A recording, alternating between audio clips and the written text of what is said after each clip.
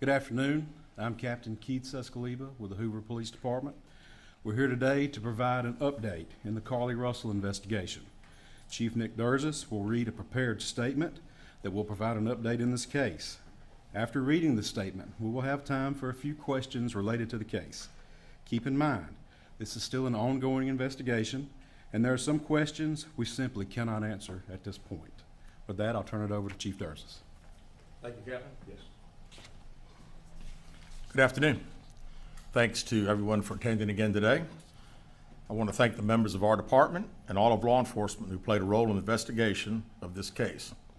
Last Wednesday, July 19th, we held a press conference and provided you with the facts of the Carlee Russell disappearance. We told you the investigation was ongoing, and we helped you determine where Carlee was during the 49 hours of her disappearance. Today I've talked to and received a statement from Mr. Emery Anthony, attorney for Carlee Russell. Mr. Anthony has scheduled a meeting for Carlee to meet with investigators early this afternoon, but then I received an email stating that a statement was being provided by him on her behalf. Mr. Anthony asked that I read the statement entirely, which I will do now.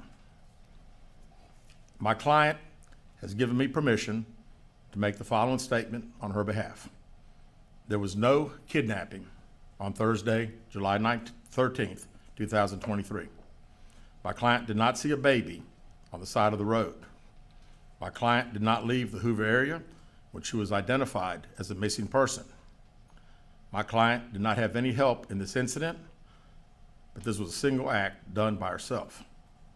My client was not with anyone or any hotel with anyone during the time she was missing. My client apologizes for her actions to this community, the volunteers who were searching for her, to the Hoover Police Department and other agencies as well, as to her friends and family.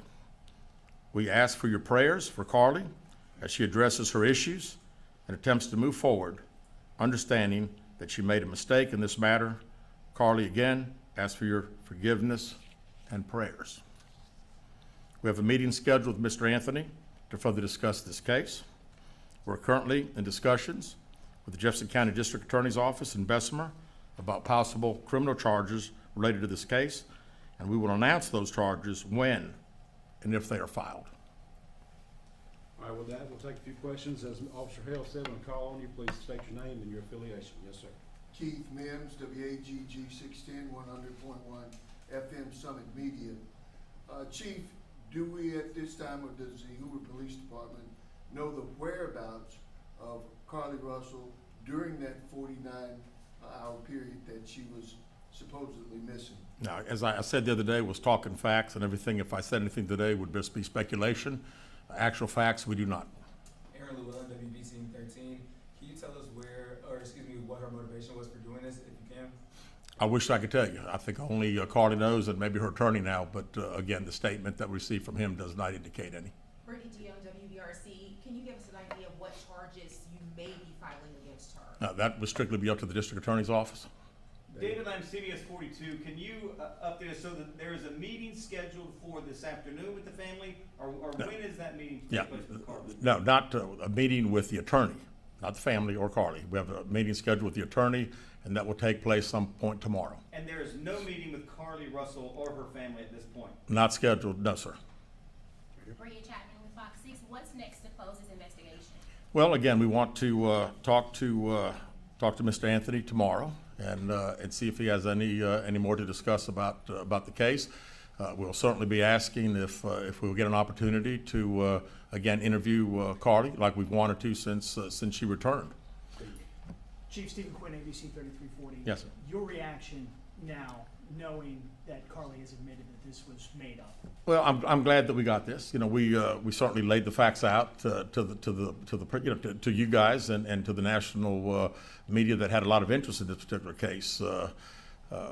The sad thing is that again, there were so many people that were involved, took this thing very, very seriously, and again, we wanted the focus to be bringing her home. She got home. We're very excited about that.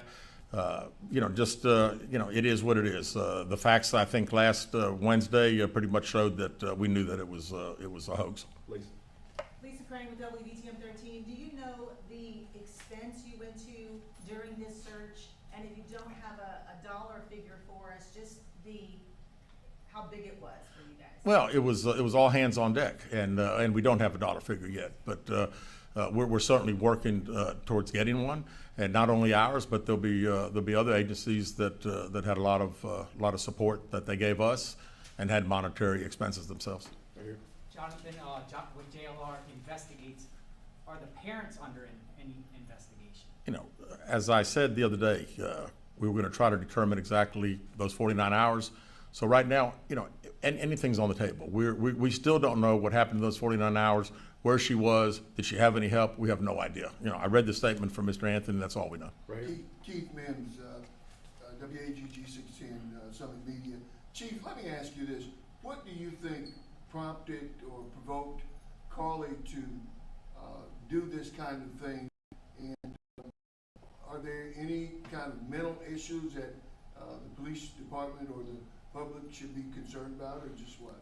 You know, not that I'm aware of. I mean, it's, you know, this was an elaborate deal. I mean, when you talk about calling a 911 and being up on the interstate, again, it would all be conjecture. So really, I don't know. I was hoping that we'd have an opportunity to interview and we'd be able to ask her those questions. Were any others involved in putting this story together for her? Mr. Anthony, in his statement, says there was not.